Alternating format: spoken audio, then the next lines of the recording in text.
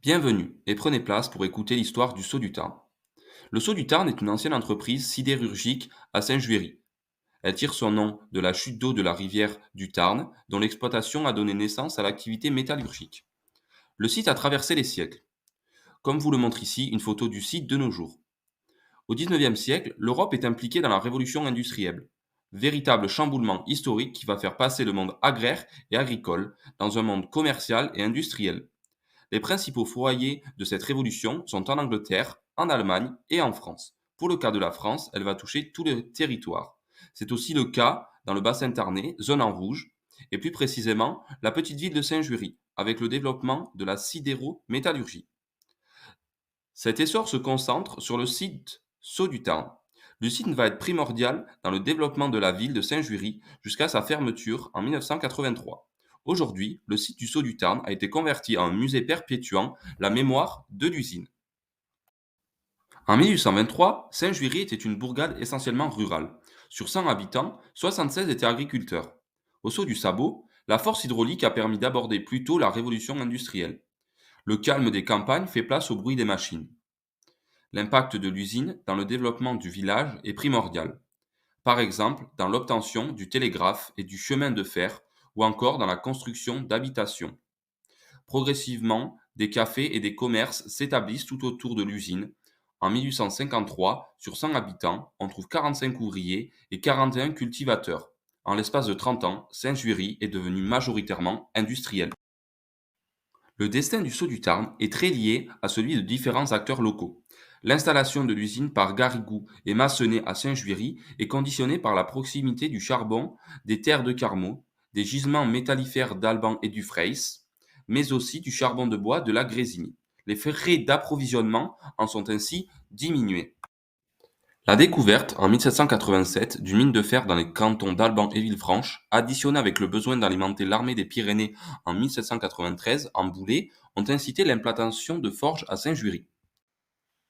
Conjointement, les industriels Garrigou et Massenet, propriétaires de l'usine du Bazacle à Toulouse, voient leur activité augmenter de manière exponentielle. Pour continuer de croître, ils doivent trouver un site pour développer une nouvelle usine. La rive gauche du Tarn, au niveau du défilé de Caramentran à Saint-Juéry, apparaît comme le lieu idéal pour implanter leur nouvelle usine, car il combine la chute d'eau du Sceau du Sabot, qui leur octroie une force hydraulique importante, et la proximité du charbon des terres de Carmaux. Fort de l'ordonnance royale qui leur est accordée le 25 mai 1828, les industriels installent leur nouvelle usine à Saint-Juéry. De 1831 à 1914, l'usine va connaître un fort développement de ses infrastructures et également le développement du village de Saint-Juéry. La famille Talabot va marquer l'usine du Sceau du Tarn dès son arrivée en 1831. C'est une grande famille, dont trois frères qui vont s'impliquer dans l'histoire de l'usine.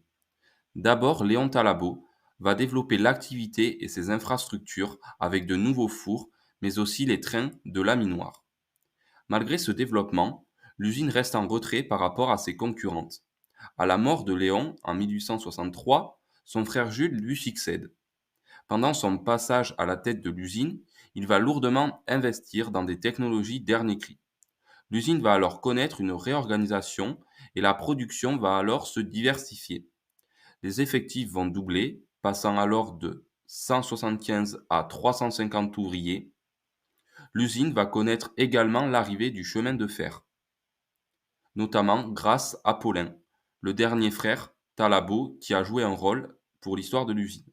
En effet, arrivé en 1868, il permet notamment l'installation d'une gare à Saint-Juéry, ce qui va faciliter l'arrivée et les transports de marchandises pour l'usine.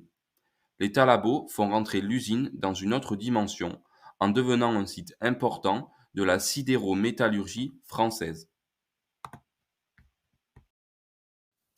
En 1876, l'expérimenté Adolphe Espinasse est nommé à la direction de la Société nouvelle du Sceau du Tarn et va pendant 4 années étudier en profondeur l'usine avant de conseiller les changements à effectuer.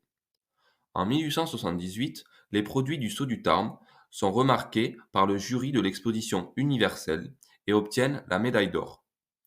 Espinasse va aussi relocaliser la conception de la matière première sur le site pour assurer l'indépendance de l'usine.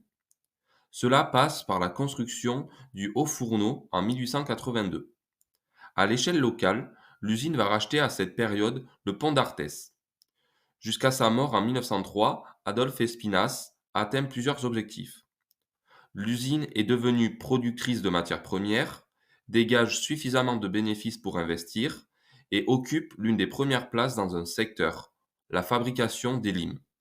L'usine emploie alors plus de 1000 ouvriers. Les premières révoltes des Canuts vers 1831, fabricants de soie dans la région de Lyon, ont fait naître dans la conscience ouvrière le sentiment d'une réelle communauté d'intérêt. C'est le point de départ d'une ère revendicative que la détresse physique et morale des ouvriers dans cette période de capitalisme naissant devait accentuer. En 1885, l'instabilité politique que connaît la France, aggravée par le début de la crise sociale, ralentit la politique de grands travaux et ne permet pas à la sidérurgie française de lutter contre la concurrence étrangère. Au Saut du Tarn, le stock de fonte augmente. Le 20 avril 1892, les ouvriers de l'usine se sont réunis pour former un premier syndicat. Un premier mouvement social a lieu en 1885, dans l'atelier des Limes, une grève qui dura plusieurs mois grâce au soutien de tout le village. Le directeur en sort gagnant, mais cet événement est marqué par la création du premier syndicat au Saut du Tarn en 1892.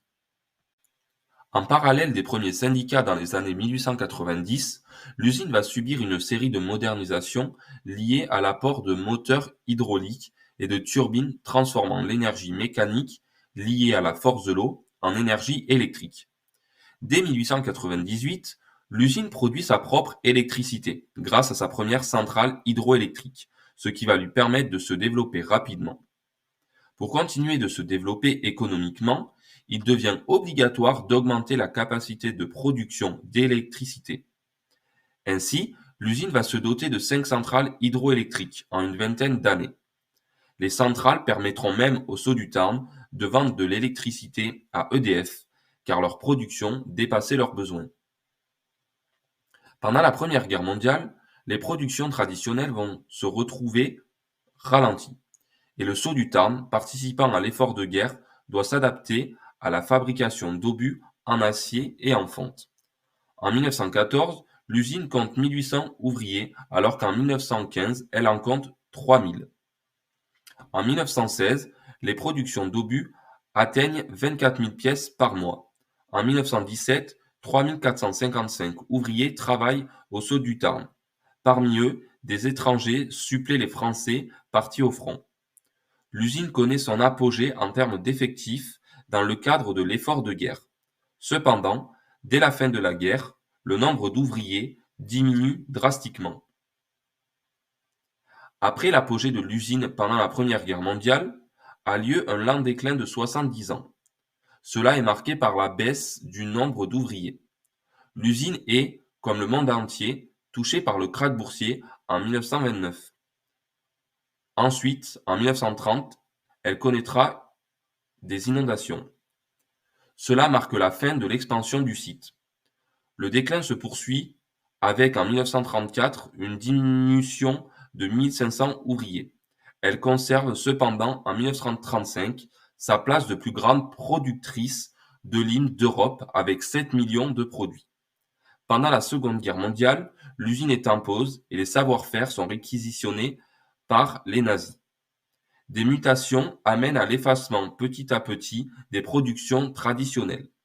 Grâce au soutien de l'État, l'usine survit jusqu'en 1983, date de sa fermeture définitive.